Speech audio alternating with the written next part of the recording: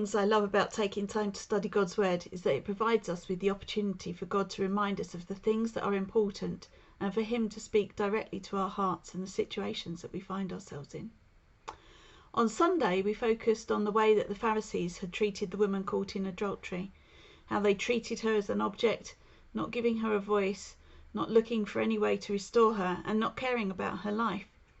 There was ambivalence about her life and the possibility that she could be stoned to death. They just didn't care.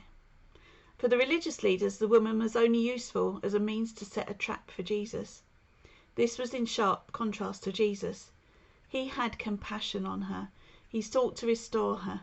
He was willing to anger the religious leaders further and step in, offering her forgiveness and the opportunity to experience a new life. But they weren't the only people there. What about the crowd? They were there when the Pharisees pushed the woman in front of Jesus. They saw how she was being used. They sensed that the religious leaders were looking for trouble, but they said nothing and they did nothing to come to the woman's aid. We don't know at what point they sloped off, but they appear to have left before the religious leaders had. They didn't want trouble. They didn't want to get caught up in an argument that wasn't theirs. They are the bystanders who watch, listen, walk away and do nothing. I have to look into my own heart. When have I been like the Pharisees and treated others as useful to my own purposes and not valued them for who they are? But when have I been like the crowd?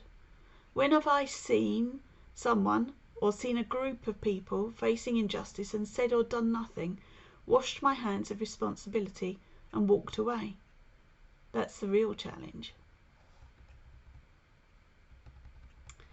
During the summer, the death of George Floyd caused the nation to sit up and take notice of the racial injustice that many people face on a daily basis.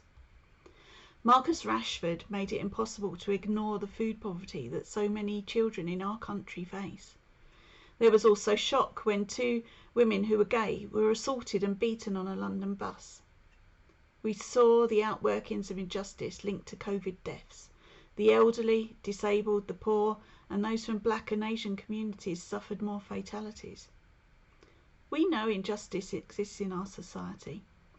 We might not be like the Pharisees, but we are like the crowd in the gospel story. Do we look, hear, see injustice, and then distance ourselves and walk away? It might be easy to do this when we see things on the TV or watch on our computers. But what if this is a story of people in our church?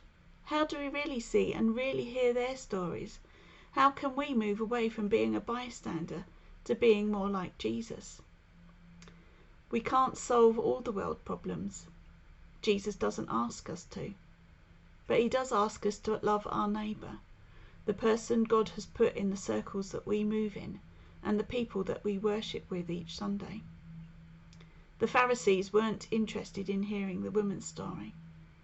I think this story challenges me to open my eyes and my ears. Do I really see? Do I open my heart and my ears to hear the stories of those around me? Am I too busy to listen, or can I make time to notice and see God at work in the lives of those around me? In 1 Corinthians, Paul describes the church as a body.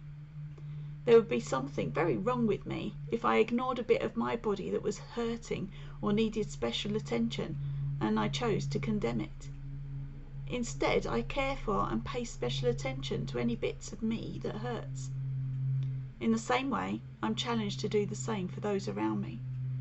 There's a cost in this. There's a cost of time.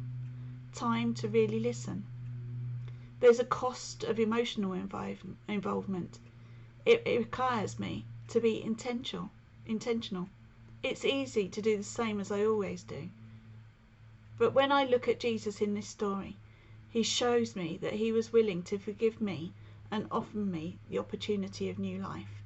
And then I want to because of what Jesus has done for me. And it's exciting to live like Jesus wants me to live and see his kingdom at work.